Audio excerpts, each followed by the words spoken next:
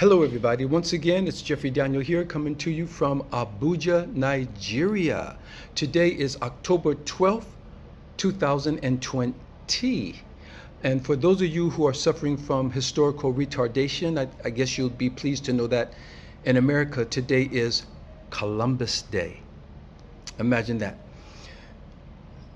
The day, they set aside a day to commemorate a man who never even made it to mainland America.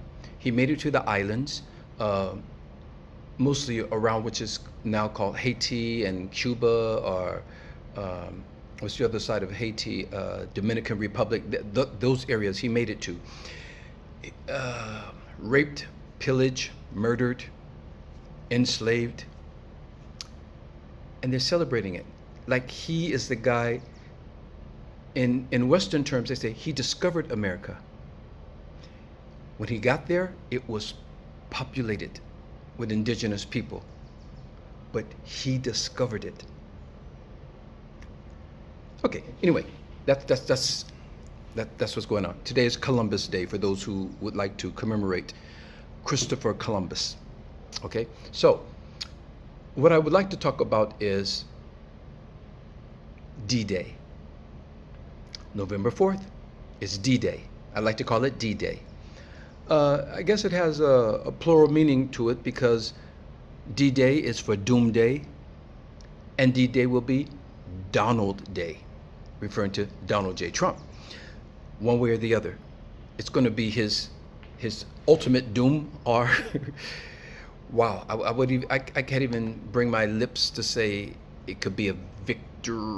I won't even say it, but let's just say hopefully it will be his doom, his political doom. I don't wish death on anyone, nothing like that. Okay, so we're coming up to it. As now, you guys have to remember, I have forewarned about the impending, potentially imminent civil war, and that's kind of like potentially imminent. It's kind of like an oxymoron, but because it is potentially moving towards a civil war, and it's imminent. If you see how things are looking, I told you my perspicacity is working in overtime, and I have the ability to see things as they're moving and how they're coming to this crescendo. And for the first time, finally, I'm hearing them mention it on the news outlets. They're saying that these people are trying to drive us into a civil war. They're trying to overtake our government. Okay, so and remember, it was June 19th that I posted a post talking about the Second Civil War. Go back and look, you guys. Look at my post. That was back in June 19th. I was talking about we may be headed for a Second Civil War. Once again, July 12th, I talked about the divided states of America. Go back and look at my post. I told you guys. I told you. Okay? Not that I'm proud of it, because I'm wow, it's just watching this happening and unfold. It's like, oh. So anyway, the FBI has already reported that the biggest threat to the United States is from within, its own homegrown extremist and terrorist groups. It's nothing to do with building a wall and keeping them out. It's nothing to do with Middle Eastern people or the undesirable people coming up from Mexico, or all these things Trump was raving about and campaigning about. It's within the people that he's so proud that are supporting him. They are the biggest threat to the United States of America right now, is homegrown terrorist extremist groups. And that's where we're at, you guys. And these people are trying to push us into a civil war, okay? So, you know, for the black community and community of colors, I think you guys have been duped into just believing it was about the race war and Black Lives Matter. It wasn't just about that, because these people have another agenda. These people have another objective. And actually, I think the factor behind the scene of this impending civil war, Second Civil War, the main impetus is not about just the race and that. these planned attacks against the United States You guys have to understand, this will not be the first civil war in America. The first civil war was the U.S. Revolutionary War for independence. That was in 1775 until 1783, when they decided to go against King George III to keep America for themselves. That's an internal thing, because they came from the UK. Well, other people came, but the people who ultimately took over set up the government there, I should say, are the people that are from Britain, and the king sent them over, and they decided to revolt against their king. So that was the first American actual civil war, but they call it the War of Independence. Okay, Second Civil War was in 1861 to 1865 between the Union and the Confederate, and we all know how that went, because these people decided that we have the slave business going on, we have these plantation, this is good for us, and other people didn't like the way that they were taking over the country and profiting and how that was going on, and they went at each other then. And the Confederates really thought in their hearts that they could take over the government, and they failed. So if you want to go out and wave those Confederate flags, you guys are just representing a failed potential state that didn't work.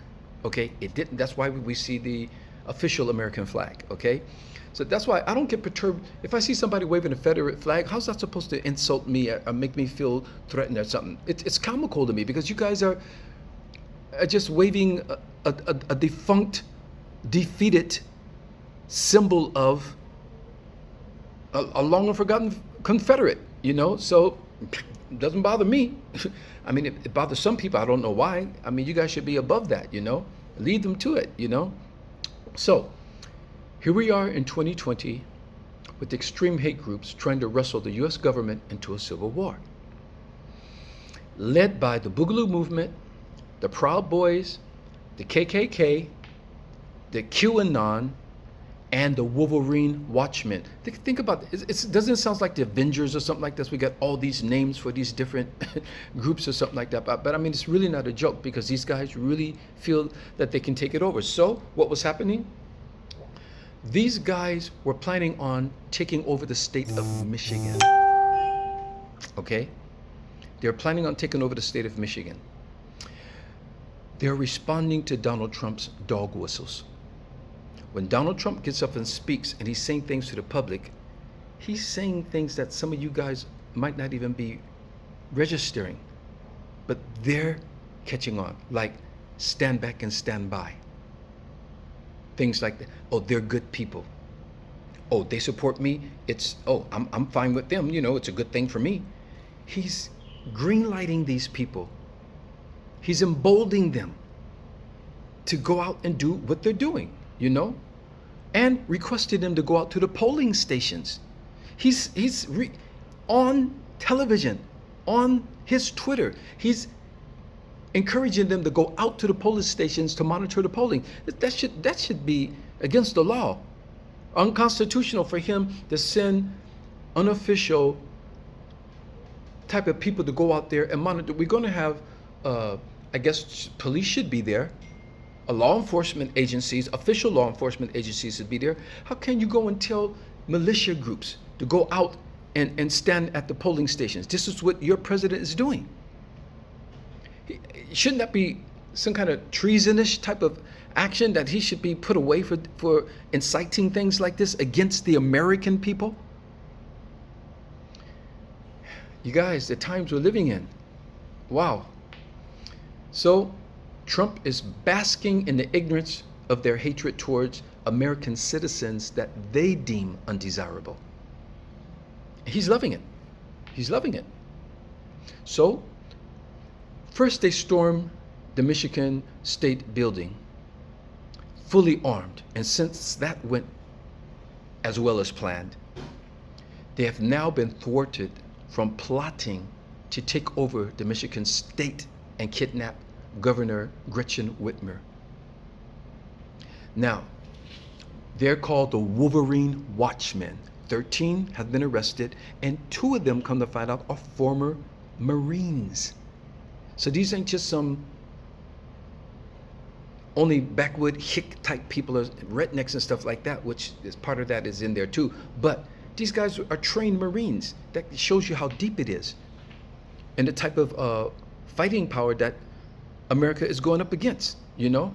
So the Watchmen, Wolverine Watchmen, they're the people who are planning on kidnapping the governor of Michigan and taking over the Michigan state. In Lansing, Michigan, Grand Rapids, Michigan, in different pockets, they had these different groups detached and ready to go into action.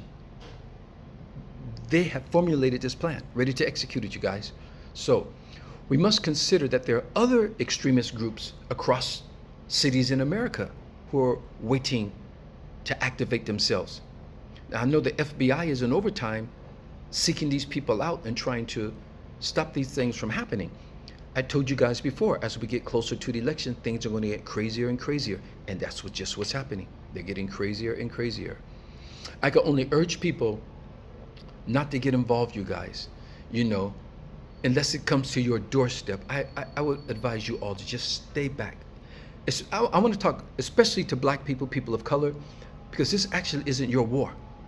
These are the same people who, the Boston Tea Party, the original one back in the days, the Civil War, the War of Independence, this is the same thing going on. It doesn't include us. We need to just sit back and chill and stay out of it.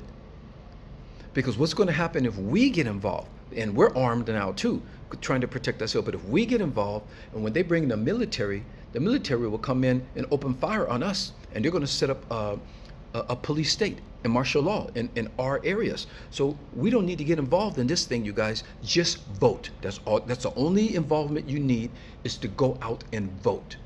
And be careful when you go out and vote, because Trump has now assigned and encouraged his people, his racist hate group people, QAnons and all these people, the Boogaloo movement, the Wolverine Watchmen, the Proud Boys. He wants them to go out with their arms and stand out and be posted at the polling stations. This is what the President of the United States of America is inciting.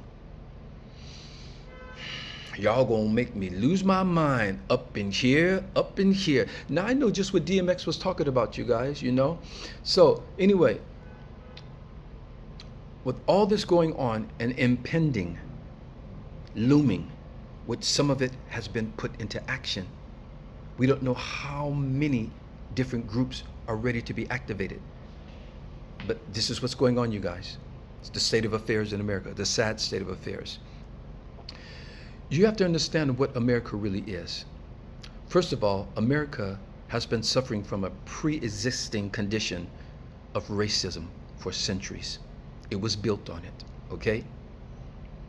Now, on a personal note, I'd like to remind everyone that America was never a white country, ever. It was never a white country. They've just been dominated by a European governing system, and they have been and failing at very miserably, economically, environmentally, and institutionally. Ever since they came and set up their colonies, it's never really worked smoothly. You guys have to understand, America is not a country. America is an enterprise. So once you realize what America really constitutes, then it all makes perfect sense. The United States is first an enterprise, okay, set up by the King of England. That's what it really is, okay? And it's a republic, not a democracy. People talk about democratic this, and we're a democracy, and they wave every time they go overseas and they destabilize other people's countries or attack people, oh, we're going to bring democracy to them. But actually, America is a republic. If you guys don't know the difference between a republic and a democracy, you need to look that up and see, because America is a republic, okay? They use democratic processes, but it is a republic. It's not a democracy, okay? All right. So, as I'm looking at my notes, because I don't want to forget anything, because there's so much going on. But America is not a country, It is a hostile foreign invasion, okay? If things continue as they are and remain unchecked, we are clearly at the precipice of a real life second civil war. This was looming, you guys. Another thing, I found it very peculiar hearing a lady saying on the news that this is not who we are as Americans. You know, oh, this is not who we are as Americans. You guys have to understand something. That is exactly who you are as American. Americans have always been that way. It's never not been that way. It's just that when it affects your portion of the society, then, so now you know how it's been for people like us all along. What did Malcolm X say? There's no American dream. All I see is the American nightmare. Now the nightmare is affecting you, the people of privilege who were designated and set aside to enjoy the privileges of the system that was set up. Now that is coming back to bite you. Now they're going, this is not who we are as Americans. Welcome to the club. Welcome to the club. That's all I got to say, you know? So, just like when the crack epidemic hit, you know, when back in the 80s, they weren't concerned about it because it was happening in the ghettos, it was happening in the projects, it was happening in the black communities. They weren't concerned about it. But when the opioid epidemic took off, now you got programs of rehabilitation, program to get people off of it, program. See, when it comes to bite that segment of the society, now you get responses. But as long as it's affecting this side of the society and this side of the tracks, hey, they can't be bothered. They're going on about their merry lives, you know? So that's what's happening, you know? So there's some other things I wanted to say about America, because you guys have to understand that. Why do I say America is not a country? First of all, let me tell you what a country is.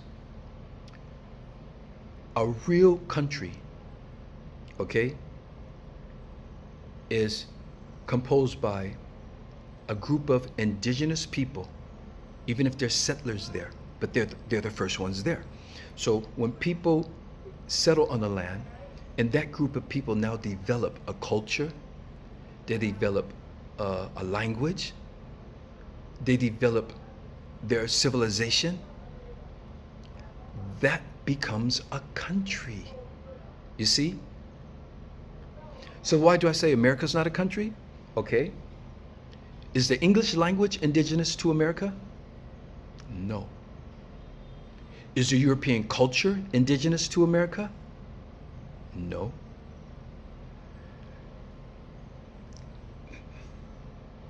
That's an invasion. These are the people who came and found indigenous people who were already there with their civilization, with their culture, with their languages. And they just took over and said, okay, now this is the United States of America. America is not just North America. You guys have to understand. Those of you who don't even know what country you're in, you can't say, I'm an American. This is America. No, that's North America. You got Central America. You got South America. That's America too. So are those people citizens of the United States? No. You guys are citizens of the United States of America.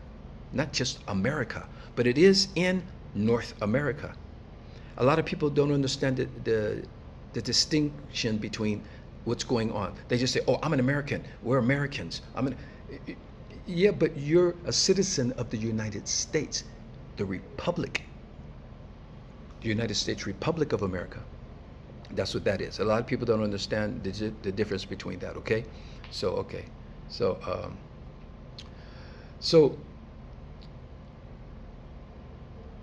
if this so-called great country called the United States of America ever wants to truly see peace and a balanced society, you know what? We seriously need to bring about social equilibrium among all its citizens. Until you do right by your citizens, until you do right by the people, you're never going to have a balanced society. You're never going to have peace within yourself, let alone worrying about foreign threats or foreign terrorism or something like that. You're always going to have this within your own confinement and borders. You need that social, political, economic equilibrium within yourselves. Now, a more homogeneous society and nation like Japan, some African countries or wherever like that, they can feel that way because they're basically, the majority are a basic one race of people. But when you get to multicultural societies like the UK, America, and that, you always have this one segment who feel like, well, this is our country, and we're ruling this, and this is our country, even though you didn't build it, even though you didn't really do all the blood, sweat, and tears to get it to where it is today. Well, you oversaw it, you may have supervised it, and the means that you went through to obtain that prominence, murdering, enslaving, colonizing, stealing. This is how you got there. Have you ever heard the saying, there's no honor among thieves? And you're political thieves, globally. It's not, I'm not here just to bash, but I'm here to show you the errors of your ways so that to see how you need to address that so we can get it right. Because if you don't look at it for what it is, it's always going to be like it is. Now, going into this election, look what's happening. America is about to implode on itself because of the police killings, because of the pandemic, because of jobs lost, because of, everything just going bottom up. So that's what I said before, that this could be like a time to reset. It could be universal law stopping everything to give us a chance to recalibrate what we're doing and where we're going. Look back on what we've done, how we got here. We have a chance to get this together. If you guys really have true human empathy in your heart, you will want to do this for your children, your grandchildren, your great-grandchildren, for the generations that are going to come after us, or else they're going to be dealing with all this that we've left sitting in their lap. We've been dealing with this for America has been, the United States of America has been an official country for almost 300 years now, over 200 years. They've been settled there for over 400 years. What has changed? Things have been, tweaked here and there, altered here and there. There have been some concessions here and there, but the core basic process is the same. And that's why we're dealing with these same issues over and over again, over and over again. You have to bring change. Revolution is real change. And that's what's not happening. Okay? So, systematic racism has to go. Because you guys are going to continue to be dealing with this. And you think just your military and police force is going to continue to curb the majority or a huge section of your society to keep you in a position of privilege when members of the military and that are coming from those places? It's not just about inequality to black people and people of color. Poor whites are experiencing inequality too. And it doesn't mean just poor whites. I mean, even some, middle class and lower middle class, because you're not included in that higher elite privilege class. So you guys have to deal with a lot of this too. So let's go to the stimulus drama. We've just watched in real time President Trump flip-flop on the next stimulus package release.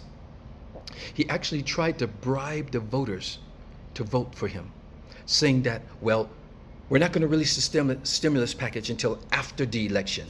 And if I'm re-elected, then I'll release this stimulus package and I will take care of the black community and all these small businesses. What do you guys think about it? What did he do with the first stimulus packages?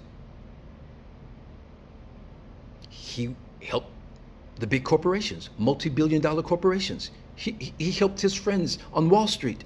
He didn't care about you. He didn't care about the small businesses. They threw out some crumbs and a trickle here and there, while other countries were adequately subsidizing their citizens. America just threw some crumbs at its citizens, and just went after the big boys who are already, if you got Fortune 500 companies and billion-dollar companies, you didn't have too far to fall. Yes, they lost, but they still would be okay because they've got billions and millions of dollars. It's the people, the citizens, the blue-collar workers, the civil servants, the people out there risking their lives at the healthcare workers and people like that who are saving people's lives, going to work not knowing if they were going to catch this virus and die themselves, which a few of them have. They didn't compensate these people properly, but now he's promising to do it if you elect him. Shouldn't there be some law against something like that? A president bribing its citizens to re-elect him? You guys, these are unprecedented things that are happening. But why are we even watching this happen? Why is America sitting back allowing this to happen? Reporting it on the news. Like it's something that, the order of the day. So who actually benefited from the first stimulus packages? Just the big corporations and the wealthy elite. Small businesses and the deprived citizens only saw crumbs droppings, while other countries were adequately supporting their citizens financially. And he's talking about making America what again? You guys got to be careful. Watch what's going on. Pay attention to what's going on, you guys.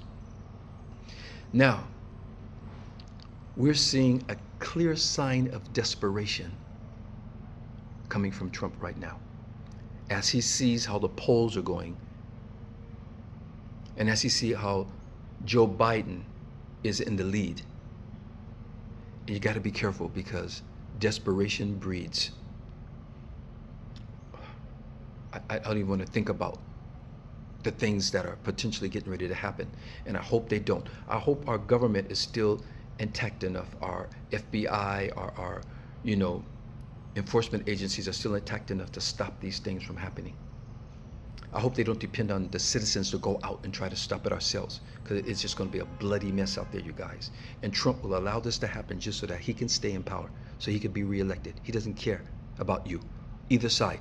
Remember, there's a tape, you guys, of Trump saying, I don't know if I would run for president, but if I would run on the Republican ticket because they are some of the dumbest voters. And you guys still voted for him. Remember when Trump said, I can stand in the middle of Fifth Avenue and shoot and kill somebody, and they will still support me. You guys got to pay attention to what people say, because that's who they are. You guys thought it was just entertainment value? No. That's who he is. This guy is totally 100% pure solipsistic. And you guys are watching this happen. You're indulging in his solipsism. History, can you guys imagine what's going to happen in the next 10 or 20 years and in the future when they look back at this era and saw what was happening on the American political landscape? They're not going to believe this. And Trump is going to go down as one of the worst presidents in the history. He's going to go one of the worst presidents in the history of the world, along with some of the other leaders. Hitler was one of the worst leaders. Who else? They say people like Uganda, was his name? Idi Amin. Who else we got? They're Attila the Hun. People like that. Trump is going to be in that class, because this is what he's doing. This is what he's dragging an entire nation into, and other allied nations have to deal with this. Who deal with us, Okay, so apart from also still trying to discredit mail order voting and removing polling stations in Texas, they removed about 12 or so polling stations. It's just boom, they're gone. So now people have to travel over 40 miles to get to the nearest polling station. What is that about? This is desperation. They're acting out of desperation. And when people get desperate, they become dangerous, So this is criminal, you guys. It's criminal. But when you see how many of Trump's allies and people close to him have been convicted and arrested It's no surprise. It's criminal. And he threw you guys off with talking about lock her up, lock her up. He's not American. He's a terrorist. You guys were so busy following his hateful rhetoric that you weren't paying attention with what he was doing to you and the country. We're going to build a wall. Mexico's going to pay for it. I tell you, no, we're going to build a wall and Mexico's going to pay for it. You guys drunk the Kool-Aid. Didn't add no sugar. You didn't have a spoon to stir it. And you didn't even know what flavor it was. But you guys drank his Kool-Aid. I only fear what he's cooking up next as we get closer to the elections, you guys. I can understand him wanting to go out and campaign because, of course, he's running for office and he is the official president of the United States. But now, with him suffering from this virus, so should he even go out there? You know, it's funny how they're saying that his doctors came out and said that he's recovered. But they're not showing detail. They're not giving you timelines of when he got infected and when he recovered and exactly what he was taking and how, you know, it's so opaque that we don't even know what's really going on, except they're coming out and announcing, oh, okay, the president's ready to go out. The president can go out and campaign. He's ready for the campaign trail. After you saw what happened at the other event at the White House, where it was a cluster and people got infected, and now he just gave another event at the White House. So now we have to see what are going to be results of that one. Even though most of the people now this time did wear a mask, but they were not social distancing. So we don't know. So we have to see what is the aftermath of that's going to be. Okay? So I don't want to get too winded here, you guys, but you know, he's desperate, getting desperate. He's a very capricious and solipsistic person, you guys. His behavior is very erratic. And that's the guy sitting in the seat of the United States of American presidency. Before I get out of here, you guys, I want to talk about something very important, and this is what I really want you guys to listen to. Pay attention to this, please, okay? Depression is real. It's very real. And I'm going to talk to you serious about this. I urge you all to please check on your loved ones regularly. Please do. Even if you fell out with someone or haven't communicated with them in a while, because depression is affecting a huge portion of our global society because of this pandemic. Most people don't even recognize depression. A lot of people walking around depressed and don't even know it.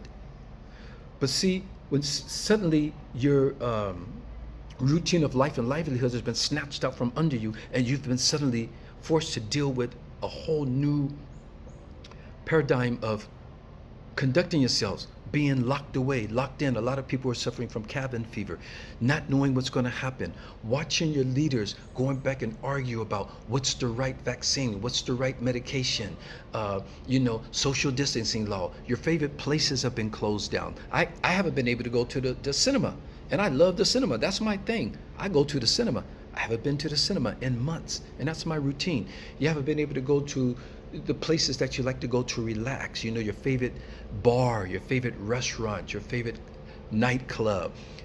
People haven't been able to make it rain, at the strip club.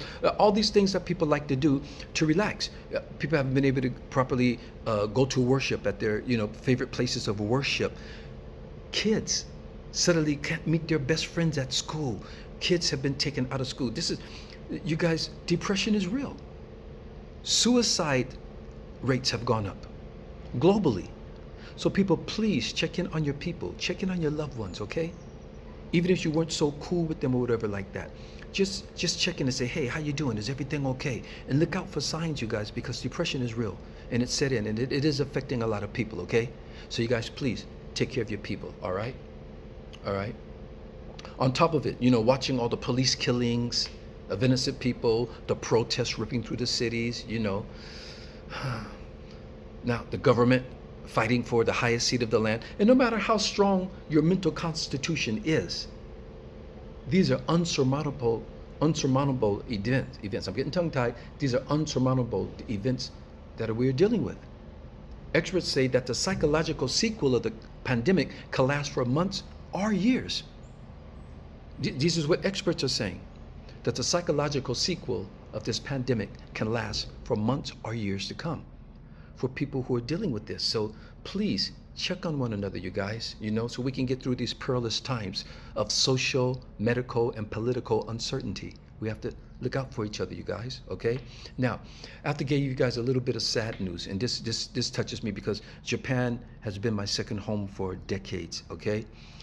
On the 27th of September, Tadataka Ono, his name is Uno, I'm sorry, Tadataka Uno. He's a Japanese jazz pianist. He was brutally attacked coming out of the 135th Street subway station. Reports say that he bumped into a crowd of people that was obstructing the turnstile exit. So he was coming out of there and some people were blocking his way. So apparently he must have bumped into someone. And before you knew it, this guy came out just with a barrage of beating the guy mercilessly. And he was shouting, "She's pregnant, man, my girl is pregnant, she's pregnant," because the girl said that he bumped me, and apparently she was pregnant. I don't know if he did it intentionally, unintentionally, because they were blocking the way, but why would they be standing there at the turnstile exit anyway, obstructing the exit?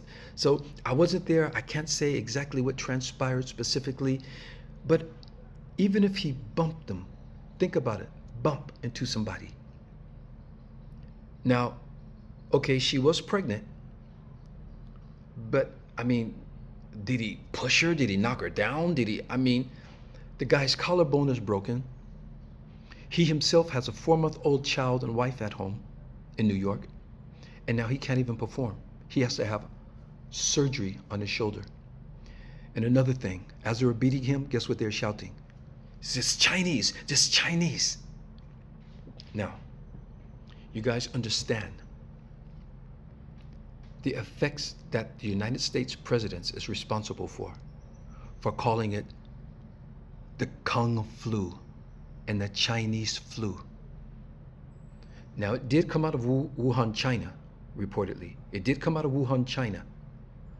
But can all Chinese people be responsible for that? Some Chinese are actual Chinese citizens.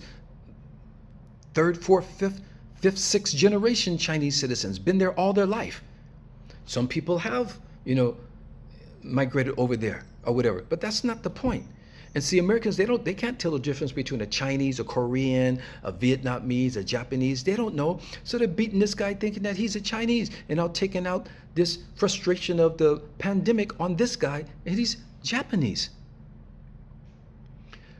So you see, I told you guys, whatever the president says carries weight.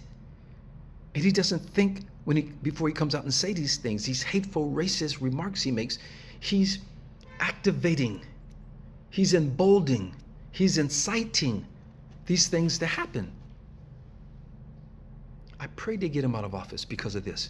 I'm not attacking you Republicans. If you're a Republican, I'm not saying you're responsible for this, but you're responsible for keeping this going if you bring this man back into office. This is what we're dealing with, the citizens. So we want to send a prayer out for Mr. What's his name? I'm looking at his name again. Tadataka Uno. I haven't heard that name before, you guys, so I'm tripping over it. And I'm looking at it written in English. If it's written in Japanese, I can spell it better. But his name is Tadataka Uno, okay? He's a Japanese. He's only 40 years old and was beat to a pulp for bumping into somebody. So that's why I tell you guys, please, chill, okay? Chill, you guys. Don't be so quick. Unless somebody is threatening you, unless somebody is really coming at you, intending harm for you, you guys don't be so quick to react to things, you guys. We have to forgive each other. We have to overlook things, you guys. We're all stressed right now. We're all stressed, even if you're not depressed, but we're all stressed right now. So we all have to take time to just, back off, take a step back, you guys. Don't be so quick to react to things, you guys. So we hope this guy recovers. I hope the pregnant lady that he bumped into, that she's fine and she's okay. I hope everybody's okay. And that's why we have to work hard to make love great again. We're not thinking about make America great again. Let's make love great again, because if we make love great again, we will all be great. Okay? And that's what I say. I would like to thank everybody for following my posts. For those of you who are giving me feedback and leaving messages, I appreciate it very much, you guys. And I'm still here riding with you. I still got my lockdown beard. The sun is going down. Right now, the power's out. The light went out. That's why it's getting darker in here. But the power went out. But it'll be on in a little while. It doesn't never stay out for too long. But I'm using the light that's coming in from the sun outside. Here, let me move closer to the door so you guys can see me better. You see me better? Okay. So, all right. So you guys. Like I say, make love great again. Take care of your loved ones. Check on each other, you guys, because depression is real. It's real and it's going on. You might not even know that you're depressed, let alone people you care about. So check on each other, you guys. Take care of each other. Let's all take care of each other, okay? Stop thinking about the partisanships and stuff. You know, just because you're a Democrat or you're a Republican, you guys don't have to hate each other. You just have different political ideologies. That's all. But you don't have to hate each other because collectively we're all supposed to be Americans. We're all supposed to be, humans. Think of it on the global scale as well, okay? So take care of you guys. I'm gonna let you go. I appreciate all of you who are following me, leaving your remarks, and you see that I try to respond to everybody, even if I just leave a emoji or something like that, and sometimes I leave full messages. So, in closing, I'd like to say, make love great again, and we gotta take it back. We gotta take it back to the world. I'll let you guys know about that too, okay? All right, take care, you guys. Take care. See you. Bye-bye. Bye. You're still there? Bye.